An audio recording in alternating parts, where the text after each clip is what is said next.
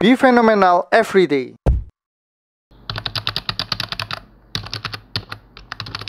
Baru-baru ini muncul berita yang membagongkan ya guys, di mana Indofarma, Inaf, itu terkena kasus pinjaman online. Nah, ini sebenarnya berita yang menyedihkan, karena biasanya korban-korban pinjol itu kan dari ke bawah, golongan yang ke bawah ya.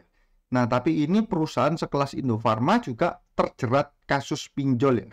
Nah, mungkin ada kasus-kasus lainnya seperti jual beli fiktif atau pengadaan palsu lah. Nah, itu saya kurang mendalami. Ini menyebabkan kan para pemegang sahamnya itu berdarah-darah. Apalagi kalau membeli sahamnya itu di saat fase pandemi ya. Waktu pandemi itu kan ini teman-teman lihat 2020 itu market cap-nya sempat menyentuh 12 triliun ya. Sekarang market cap-nya tinggal 500 miliar. Artinya itu sekitar ya mungkin sekitar 5 atau 6%-an ya. Jadi kalau pegang dari 12 triliun ke 500 miliar itu mungkin tersisa hanya 5-6% saja. Nah, tentu kita tidak ingin ya mengalami kejadian di mana kita memegang saham-saham yang berpotensi ya, seperti Inaf ini. Jadi di video kali ini saya tidak akan membahas tentang kasusnya Inaf, tapi saya akan memberikan insight ya, bagaimana sih supaya kita tidak sampai kena dengan membeli saham-saham yang punya potensi ya. Punya potensi untuk seperti ini. Nah, parameter yang saya gunakan untuk video kali ini tuh hanya parameter hutang. Kenapa? Karena bagi saya pribadi, ketika perusahaan itu berhutang, tentu dia harus memperhitungkan matang-matang penggunaan dananya, dan kita juga bisa melihat bagaimana pola pikir dari manajemennya ya tentang hutang ini. Karena hutang ini kan ada bunga yang harus dibayar ya. Jadi ada cost of fund-nya. Kalau manajemennya tidak bisa mengelola hutang dengan baik, ya kemungkinan besar ya perusahaannya itu akan menderita kerugian. Jadi saya akan memberikan beberapa contoh dan mostly hampir semua ini adalah yang berbahaya. Jadi yang teman-teman harus hati-hati kalau menemukan emiten yang hutangnya seperti di contoh-contoh kasus ini. Nah, yang pertama dari Inaf sendiri ya. Inaf sendiri, kalau teman-teman buka laporan keuangannya, ini hanya ada yang Q3 2023 ya, karena dia belum rilis yang Q4-nya, jadi sudah ketinggalan lama, cukup parah ya.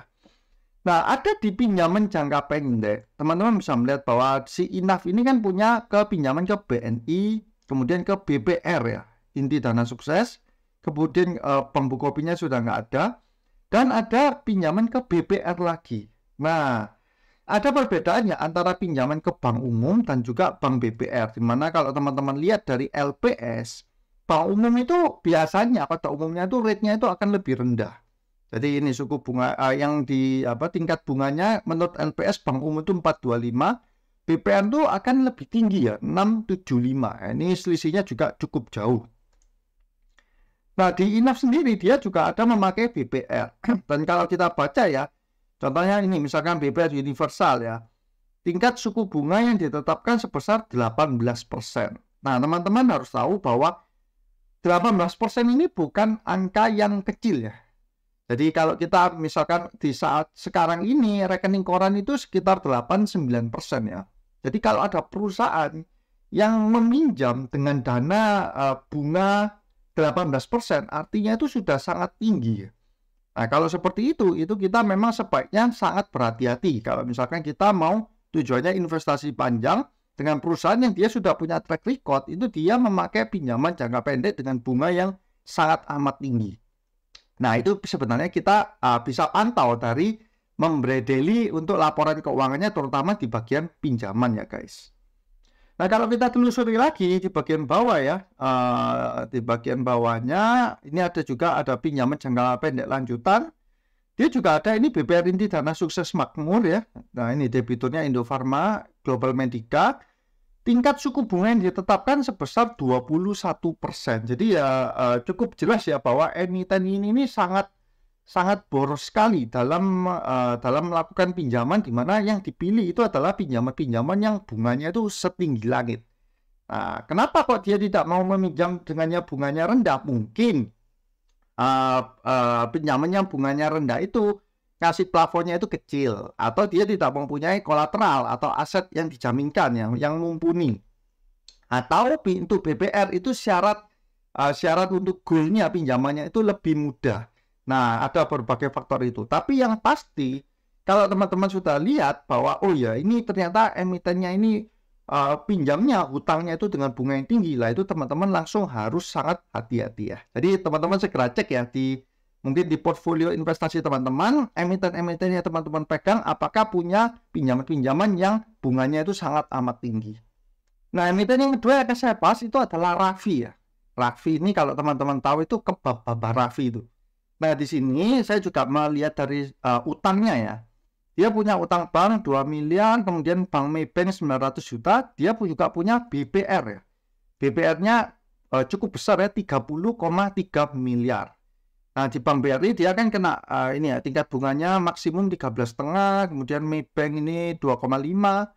Terus dia di BPR. Nah, di BPR ini, BPR Prima, dia suku bunganya juga mencapai 14%. Jadi ini cukup tinggi ya untuk modal kerja.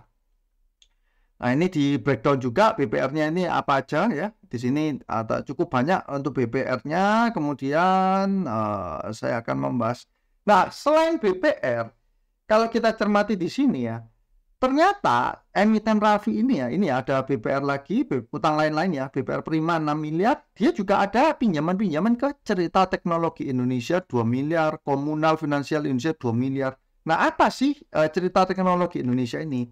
Kalau kita search di sini, Cerita Teknologi Indonesia ini adalah perusahaan fintech ya. Nah, ini ya, restock.id, Grow Together, P2P lending ya, P2P lending. Sama dengan perusahaan yang tadi ini adalah PT Komunal Finansial Indonesia. Ini Komunal Finansial Indonesia. Ini juga perusahaan P2P. Nah, kenapa? Apakah saya pinjam ke perusahaan P2P? Sebenarnya begini, kalau biasanya orang-orang yang melakukan pinjaman ke perusahaan P2P itu adalah golongan UMKM. Karena mereka belum tidak terlalu bankable. Jadi kalau mereka pinjam ke bank itu lebih susah gitu loh masuknya. Makanya dia menggunakan platform P2P untuk pendanaan dari bisnisnya. Tapi kalau sudah emiten terus melakukan pinjaman ke P2P itu memang menurut saya juga agak aneh ya. Pinjaman P2P ini biasanya bunganya itu akan cukup tinggi. Nah, kita bisa melihat seperti ini.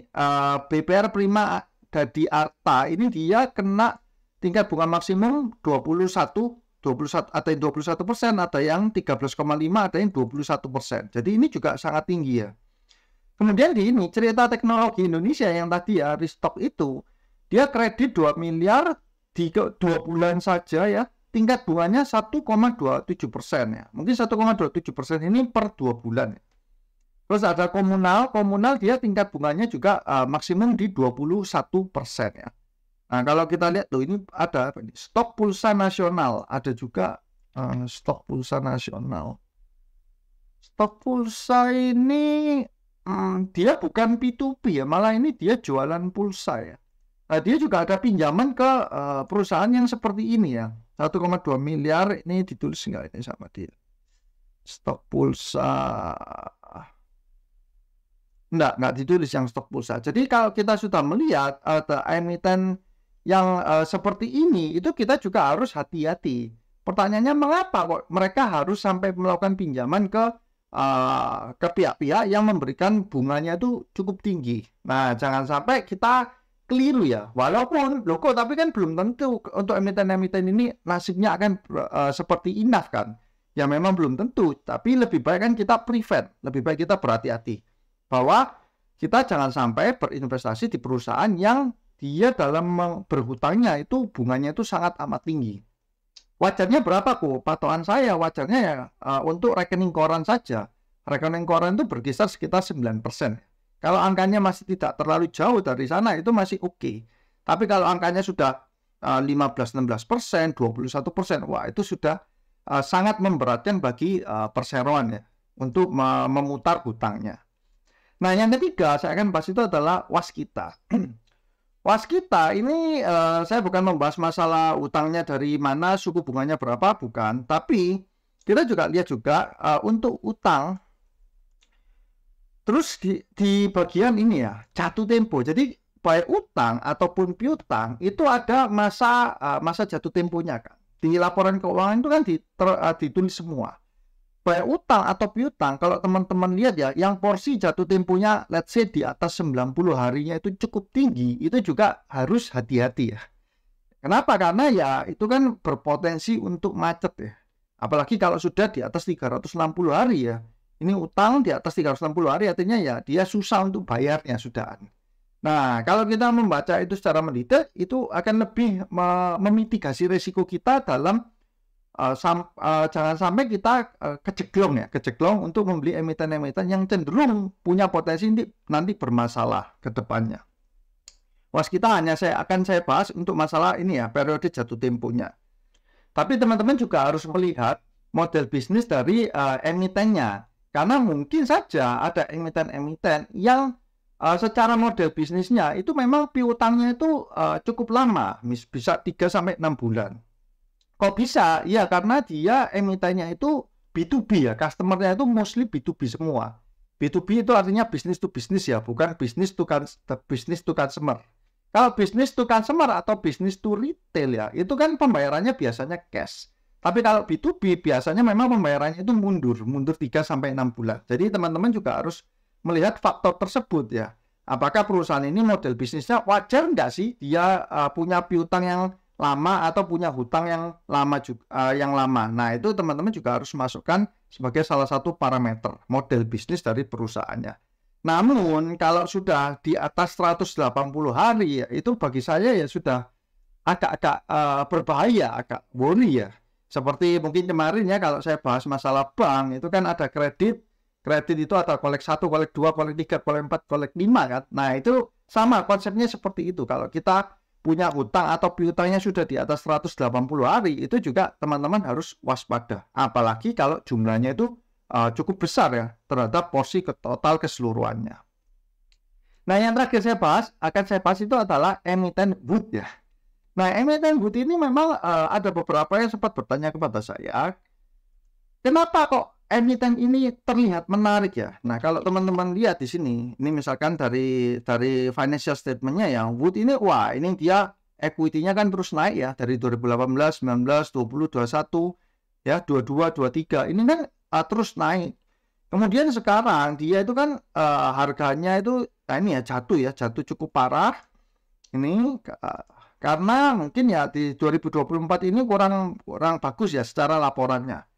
Nah, kalau teman-teman screening kan kebanyakan orang suka screening itu PI dan PBV ya. Pokoknya PI-nya rendah di bawah 10, PBV-nya rendah di bawah 1. Wah, itu langsung di screening ya. Teman-teman akan muncul ya. Wood ini terlihat sangat murah. 0,3 PBV, PI 7,6. Terlihat sangat murah.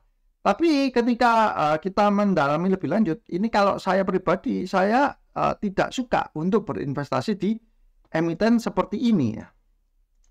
Jadi walaupun kelihatannya murah, tapi saya pun tidak tertarik sama sekali untuk masuk ke dalam emiten ini. Mengapa? Nah, kita lihat ya sekarang. Di Wood ini ada yang namanya piutang ya, piutang usaha, yaitu wajar semua perusahaan biasanya ada. Dia yang terbesar itu adalah porsi ekspornya ya, 439 miliar. Lokalnya 15 miliar. Nah, ini dari segi piutangnya ya, 439 dan 15. Artinya itu hampir seluruh piutangnya itu untuk ekspor. Porsinya sangat besar. Kemudian kita lihat di bagian penjualan bersih. Penjualan bersih itu kalau saya nggak salah ingat tadi di 242. Nah, di bagian penjualan bersih ya, halaman 242 ini. Di sini, teman-teman bisa melihat ya, bahwa tahun 2022, ini kan rincian pelanggan yang memiliki transaksi penjualan lebih dari 10% ya, dari penjualan bersih. Artinya ini top customer-nya dia. Di 2022 itu ada namanya Hamston Lumber Sales ya. Dia mempunyai penjualan bersih 744 miliar atau setara 16,4% ya dari total penjualannya. Kemudian yang kedua itu ada Costco Wholesale Corporation, itu 689 miliar atau setara 15%. Nah, dua customer ini saja itu sudah menyumbang 31%-an ya. Hampton plus Costco ini sudah menyumbang 31% dari total penjualan Wood. Nah, kalau kita lihat dari sini, di tahun 2023, dua-dua ini nol, teman-teman. Hamiltonnya ini 0, Costco-nya ini 0 ya. Nah, ini juga menjadi tanda tanya. Mengapa top customer itu dari yang pertamanya itu melakukan pembeliannya sangat banyak, tiba-tiba itu dalam setahun itu langsung 0 semua, drastis ya. Jadi nomor 1 dan nomor 2-nya itu langsung hilang. Memang dia ada, sekarang nomor satunya apa? Target Stock. Target ini lumayan besar ya, di Amerika itu lumayan besar. Kemudian ada Starbucks ya. Cuman secara nilai kan kecil ya, hanya separuhnya, 344M. Kalau dulu top nomor satunya 744 ya. Starbucks 281, kalau dulu nomor 2-nya 689. Nah, secara ini ya hampir sama, ini 28%-an ya. Dua ini sekarang menjadi penyumbang terbesar dari Wood. Nah, dari sini saya melihat bahwa perusahaan ini tidak terlalu stabil ya dalam hubungan dengan customer-nya. Jadi kalau kita berinvestasi jangka panjang, terus melihat ada kejadian seperti ini, ya memang secara valuasi kelihatannya murah. Tapi kalau saya tidak terlalu merasa aman ya untuk mempercayakan uang investasi di perusahaan seperti ini. Bisa jadi nanti ada penurunan omset, atau bisa jadi nanti berubah lagi, top one-nya ini hilang segala macam. Nah, itu yang menjadi dasar pikiran saya, kenapa kok walaupun valuasinya murah, tapi kalau saya lihat ini membuat saya nggak sreg ya. Wah, ini jangan-jangan nanti bisa hilang lagi ya. Berbeda kalau misalkan teman-teman lihat apa ya, yang lagi turun. Nah, misalnya yang pernah saya bahas itu UCIT ya. UCIT ini kan memang sahamnya juga ambles terus kan, turun terus kan. Tapi saya yakin kalau teman-teman juga lihat pun, dia tidak akan mengalami gejolak seperti yang dialami oleh si Wood ini, di mana customernya itu bisa-bisa top 1, top 2-nya hilang gitu. Apalagi segmentasi dari UCIT ini kan retail ya, jadi lebih stabil ya. Nah, kalau si Wood ini dia benar-benar ini B2B ya, ini berarti perusahaannya B2B. Mungkin dia punya divisi retail, tapi kalau dari penjualannya, oh ya, saya belum bahas penjualannya. Penjualannya itu di halaman, sebentar. Nah, di halaman ini ya, di halaman 83. Kalau kita lihat dari total penjualannya, memang dia 2,4 triliun ya. Yang ekspor itu totalnya 2 triliun ya. Tadi kan kita bahas yang piutangnya aja. Nah, ini ternyata ekspornya 2 triliun. Artinya ya sangat mayoritas itu dari B2B-nya ya, bukan dari porsi retailnya. Nah, karena ketidakstabilan dari customer-nya itu yang membuat saya ragu dengan emiten Wood ini. Laporan keuangan ini memang terlihat hanya seperti angka-angka saja ya. Tapi kalau kita memang pelajari lebih dalam, itu kita sebenarnya bisa mengetahui kualitas dari manajemennya, dari karakteristiknya dalam mengelola hutang, ataupun dari model bisnisnya, dan juga dari customer behavior-nya. Itu semua bisa kita dapatkan kalau kita benar-benar membaca laporan keuangan. Dan kalau kita hanya membaca seperti yang saya tadi tunjukkan ya di financial statement-nya, misalkan seperti ini, itu tidak akan kelihatan ya teman-teman. Nah, kalau kita hanya baca sekian, ini kan adalah summary-nya saja. Oh, berarti Wood ini dia profitnya sekian. Tapi kita tidak bisa tahu dari mana ini datangnya, ya kan? Customer-nya siapa yang memberikan omset terbesar. Nah, itu kita mau tidak mau sebagai investor harus melakukan PR kita, yaitu membaca laporan keuangan. Oke guys, semoga teman-teman tidak ada yang memegang saham-saham yang berpotensi seperti Inaf ya ke depannya. Saya doakan semoga teman-teman sehat selalu, semakin sukses dan cuan selalu. See you guys.